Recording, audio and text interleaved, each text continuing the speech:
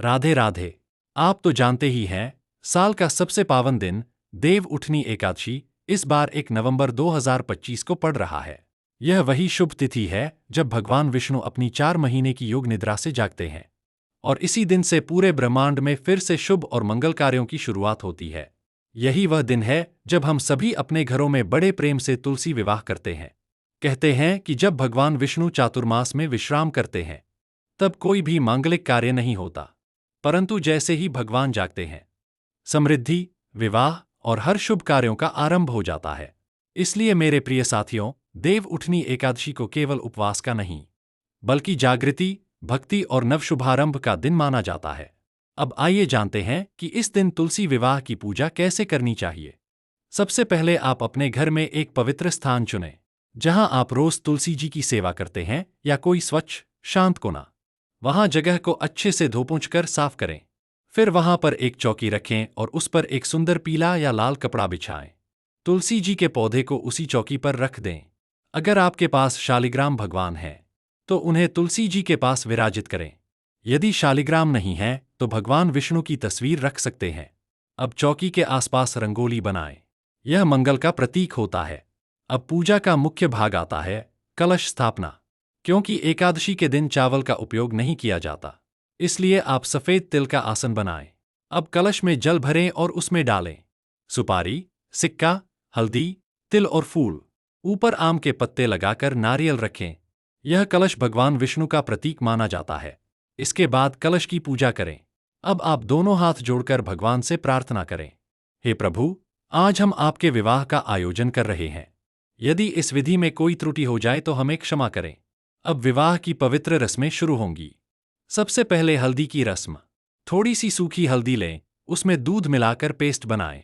अब 5 बार शालिग्राम भगवान को हल्दी लगाएं और वही हल्दी तुलसी जी को 5 बार लगाएं। यह संकेत है शुभ आरंभ का। इसके बाद करें मेहंदी की रस्म। थोड़ी सी मेहंदी घोलकर 5 बार शालिग्राम भगवान को लगाएं। फिर तुलसी माता को वही मेहंदी लगाएं। अब शालिग्राम जी को चंदन का तिलक और तुलसी जी को रोली कुमकुम का तिलक करें। फिर शालिग्राम और तुलसी माता दोनों को सफेद तिल अर्पित करें। अब शालिग्राम भगवान को जनेऊ और कलावा चढ़ाएं और तुलसी जी को लाल चुनरी ओढ़ाएं। फिर वरमाला की रस्म करें। पहले तुलसी जी की माला शालिग्राम जी को पहनाएं, फिर शालिग्राम की माला तुलसी जी को पहनाएं। यह दिव्य क्षण है, भगवान और माता का मिलन। अब एक पीला कपड़ा लें, उसमें एक सुपारी और सिक्का रखें। फिर यह कपड़ा शालिग्राम और तुलसी जी के बीच में बांध दें। यही गठजोड़ा कहलाता है। अब फेरे की रस्म शुरू करें। यदि पुरुष सदस्य हों तो शालिग्राम जी को उठाकर तुलसी जी की 7 परिक्रमा कराएं, या एक नारियल लेकर शालिग्राम और तुलसी के ऊपर से 7 बार घुमा दें। यह 7 फेरे उनके 7 जन्मों के बंधन का प्रतीक है। अब एक सिक्के में थोड़ा सा सिंदूर लें। शालिग्राम भगवान को छूकर तुलसी जी में अर्पित करें। वह सिक्का बाद में तुलसी के गमले में ही रख दें। अब कन्यादान की रस्म करें। हाथ में फूल, थोड़ा जल और कुछ रुपए लेकर संकल्प लें, मैं श्रद्धा और प्रेम से तुलसी जी और शालिग्राम भगवान का विवाह संपन्न कर रहा हूं, और यह दान भगवान के पास रख दें। अब तुलसी जी और शालिग्राम भगवान को भोग लगाएं। भोग में तुलसी पत्ती अवश्य रखें। फल में सिंघाड़े विशेष रूप से चढ़ाएं। फिर एक लोटा जल भगवान के पास रखें और तुलसी विवाह की कथा सुनें। कथा सुनते समय हाथ में तिल और फूल लेकर बैठे रहें और कथा के बाद यह तिल और फूल जल में अर्पित कर दें। अब तुलसी जी की परिक्रमा करें, 1, 5, 7, 11 या 108 बार, जितनी आपकी श्रद्धा हो। अब धूप, दीप दिखाकर भगवान की आरती करें।